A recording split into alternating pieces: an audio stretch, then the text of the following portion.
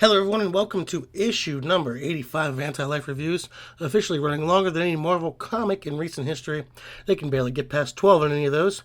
We are in the last week of Darwyn Cooke month, and we are looking at something I've never read before in The Twilight Children, which ran for 4 issues from October 2015 to January 2016, published by Vertigo Comics. We'll get to that in a second, but go ahead and hit that red subscribe button. It'll help me out quite a bit, and I know you want to hear more of my reviews, so let's pump those numbers up, folks. Let's get to it. Writers and artists on this today, the writer is Gilbert Hernandez, along with his brothers. He helped create the fantastic and no longer underground comic Love and Rockets. Love and Rockets is still being published in its 4th volume, but I would recommend any fan of punk, magic, strangeness, etc. pick up the first volume and see what you think. He's a pretty damn good writer. Artist on this is, of course, Darwyn Cooke, an interesting pairing in that Gilbert is an artist himself, but you can't go wrong with Darwyn Cooke as your partner. An award-winning comic and animated series artist and writer, and someone that I'm sorry for not only the comic industry has lost, but for the world in general. We arrive in a vaguely Latin American fishing village in an indeterminate time frame. We meet all the players, local fisherman Anton, the woman he's sleeping with, Tito, and her husband, Nicholas. We meet Bundo, a drunk whose family died in a mysterious fire, and 3 local kids, Milo, Grover, and Jill. Jail? I'm not sure I'm saying that correctly. Who like to play on creepy rock formations on the beach. The town is frequently plagued by these giant glowing orbs that can't be contained and burn off anything put on them, but they always disappear after some time. The sheriff puts Bundo in charge of watching the glowing orb, which of course he fails at, and it causes him some mental distress when it disappears. Another one appears in Anton's room when Tito is over, causing some ruckus about her being seen there. Scientist named Felix from the city shows up to investigate, but the townfolk do not take too kindly to him. The kids find another orb inside a rock formation Bundo usually keeps them away from, and they touch it, and it causes a mighty wind around town. And when things calm down, the kids are found all now blind. Bundo's house was destroyed by the wind, and he comes upon his shambles, but he sees a beautiful nude woman with glowing white hair on the coastline. We get a brief flashback into what happened to Bundo's family while he was sleeping on a hammock outside. One of the orbs exploded, taking his house, wife, and kids with it. The kids do mention a man was skulking around outside, but we don't see anything yet. The girl the girl from the beach has been integrated into town, but every man who sees her is seemingly smitten, and she doesn't talk. Every time she interacts with one of the blind kids, though, magic seems to spark in their hands. We turn our love triangle into a square when Tito and Felix go for lunch, and when Anton finds out he hits Tito and Felix, but is broken up by the sheriff. This leads to Anton and Nicholas talking about how Nicholas is essentially okay with his wife sleeping with Anton, but not Felix, and they plot to get rid of him. Bundo is sucked up by a force on the beach, and government agents arrive in town undercover.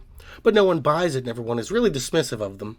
Felix also is sucked up, and in some kind of ethereal plane he sees Bundo, who tells Felix to go back. And the next morning, Felix is found nude in a tree with no memory of what happened. But we do know when he was there. The kids all got their sight back for a few minutes. And Nicholas and Anton try to lead Felix into a trap. Anton and Nicholas are both sucked up by the same force. The government guys continue to be useless, trying to talk to the blind kids who, no pun intended, see through their farce. Felix has seemingly lost his memory of a lot of things, including Ella, which is the name of the mysterious woman from the beach. And with her husband and lover gone, Tito has gotten clingy with Felix, but she is detained by the sheriff because she is acting insane. She then fakes that Felix attacks her when he tries to leave town, so he's arrested, and then Tito attacks Ella in a jealous rage, but Ella is ultimately all right. The government guys and the sheriff almost get into a shootout, but one of the agents' hands bursts into flames, seemingly Ella's doing. All of the missing people appear on the beach naked, Anton, Nicholas, Bundo, and others. That night, Felix leaves his cell and the whole town is in a fog, a haze. They seem like they've been drugged and are rambling. Except Ella, who asks him to come to the beach with her, where she confesses she came to save this world, that something is coming and she has to stop it. The next morning, a man arrives in town, cheerful and looking for Ella. Turns out, Nicholas isn't who we thought he was, having had something to do with Bundo's family's death and is seemingly an alien as well. I don't know. The man that is looking for Ella asks around town, but everyone gives him a cold shoulder. Though he figures out Felix is probably going to find her, so he follows him to the beach, where there's a scuffle and Felix injects the man with something. Tito throws herself at the sheriff, who seems confused. A dozen orbs appear above the beach as Ella stands strong. All of the kids' visions return, and she uses her powers the best she can. The man and Nicholas are killed, while Ella and Felix disappear, presumably killed as well. Town returns some kind of normality, with Tito and the sheriff now an item?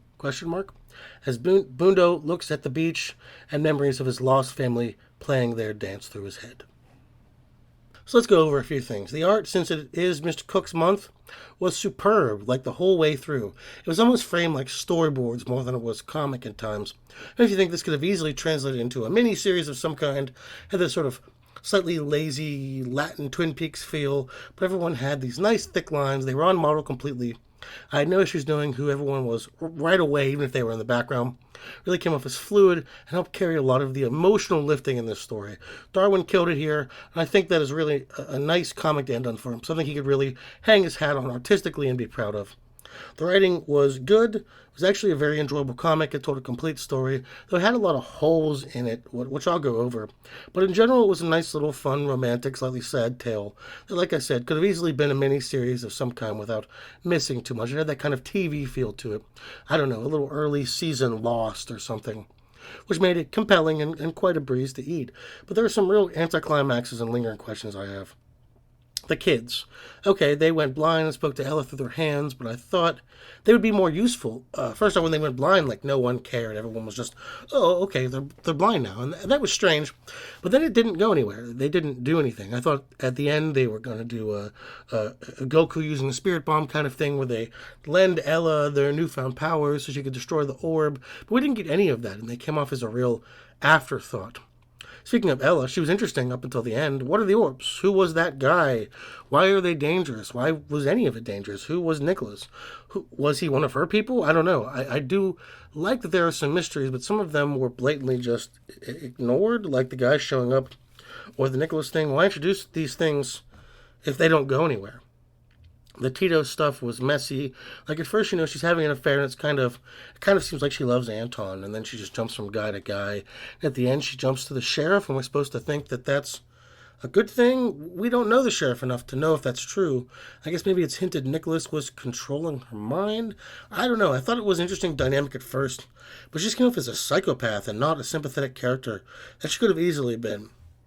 Overall, this was pretty good. Yeah, I'd say if you're a fan of small town kind of alien mysteries, you might like this one. I definitely say Twin Peaks fans will get a kick out of it, but there are some uneven things in it that I think prevent it from being a great comic. But it's only 4 issues, so if you're looking for a small town mystery to kill a couple of minutes, you could do a lot worse than this. So yeah, I definitely do recommend it. Well, that was the end of Darwyn Cooke month. Just something I wanted to do to celebrate a man who gave so much of the comic book industry. I want to say thank you, Mr. Cooke, and you are sincerely missed by all of us. But what is your favorite DC animated movie or series? Let me know down below.